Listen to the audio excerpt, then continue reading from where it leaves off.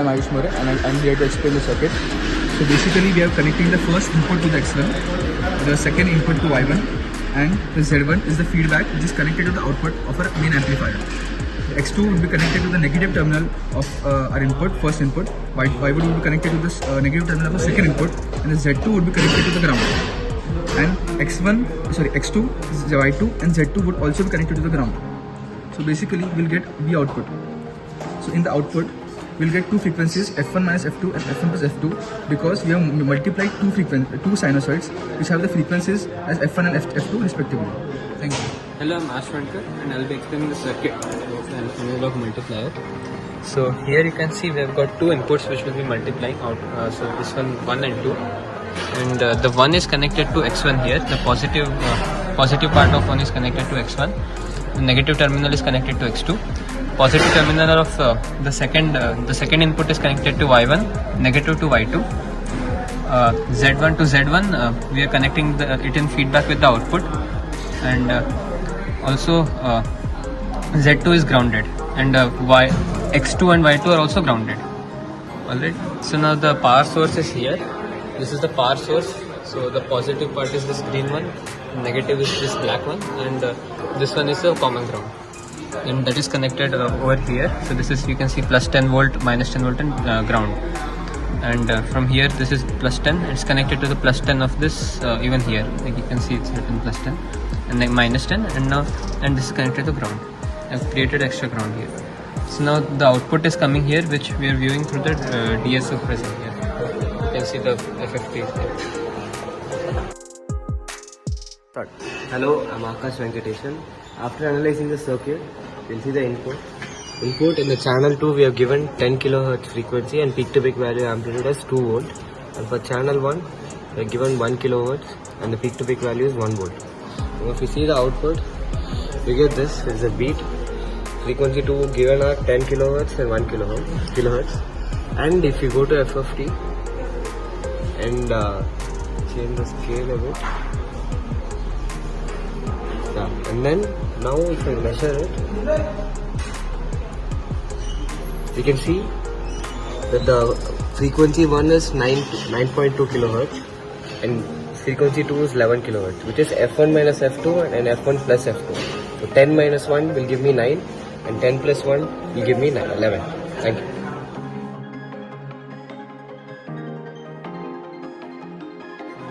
Now after the multiplier we get the V output here, and this V output will be taken as the input for the differentiator that we are going to create.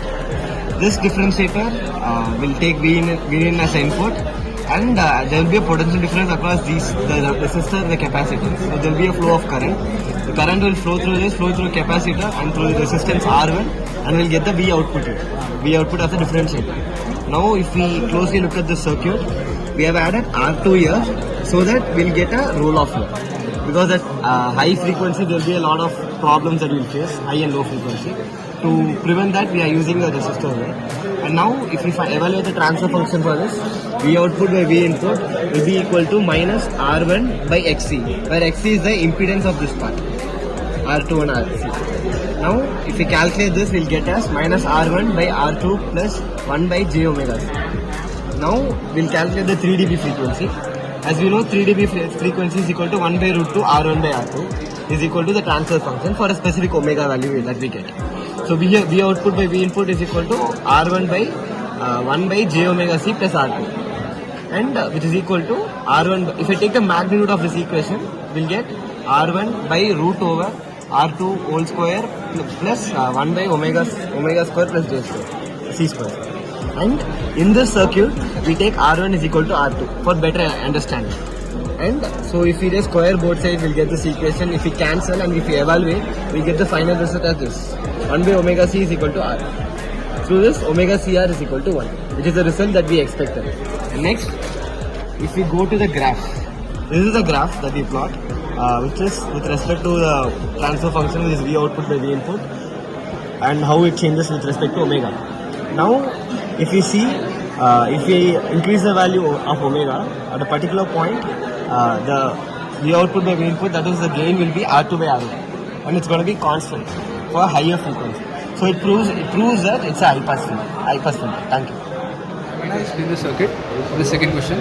So basically this is our analog multiplier circuit which I discussed in the previous video. The output, and I'm here to explain the differentiator circuit. So the output of our analog multiplier circuit is connected here, which is in turn connected to a resistance R. The resistance R is connected to a capacitor which is connected to the inverting terminal of our op amp. A resistor R is connected to the inverting terminal to the 6th pin, which is our output, which is basically a feedback. And the output terminal is connected from this wire to the DSO, which you can see here.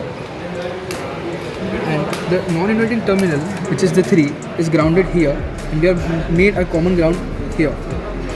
The values of R and C are taken as 1 kilo ohm and 10 nanofarad. Thank you. Hello, I'm Aarsh and I'll be explaining the results that we got. So right now we have got, there are two outputs that we are taking to the DSO. One is the directly multiplied one. The two signals are directly multiplied here and we are taking output here. And the second output is the one after filtering the output signal. So we are taking the output signal from here, putting it through this high pass filter, and the filtered signal is going through this to the channel 2 of the DSO. The channel 1 is the directly multiplied one. So right now we have got the two inputs, 10 kilohertz signal 1, sorry, the channel 2 has 10 kilohertz, the channel 1 is of 9 kilohertz. So when you multiply them, there are going to be two, the final output is going to have two frequency components, F1 plus F2 and F1 minus F2. So F1 plus F2 is going to be 19 kilohertz, which is a high frequency component, and F1 minus F2 is going to be 1 kilohertz, so low frequency. So now here you can see the channel 1, which is the directly multiplied one. So you can see here there are two frequency components. One is the low frequency, which is this waves, and this is the 1 kilohertz frequency. And you can see, if you see here, there is also a high frequency component here, which is exactly here. This is the 19 kilohertz. Correct? So now, suppose now this is channel 1, so this is directly multiplied. Suppose I change the channel. Suppose I change it to channel 2. So you can see here, there is only the high frequency component present. The low frequency one, the wavy nature has become less, the amplitude has decreased. Okay, so this is the filtered output. The 3 dB frequency that we took was 16 kilohertz. So the 1 kilohertz frequency was almost completely obliterated. So I'll show you the FFT. This is the FFT of channel 1. These are the two frequencies. I'll just use the cursor to show you the exact values. So this is the first cursor, this is the second cursor. So you can see cursor 1 is at around 19 kilohertz, while the cursor 2 is at around 1 kilohertz. Right. So now if I do the for channel 1, so the 1 kilohertz, the amplitude of the 1 kilohertz frequency is sizable, all equal to the amplitude of the 19 kilohertz frequency. Now if I do the FFT, if I change the source to channel 2, you can see that this has decreased. The 1 kilohertz amplitude has decreased, and this has almost even this has decreased a little, but not as much as this. So, and here you can see that I'll just do the FFT again.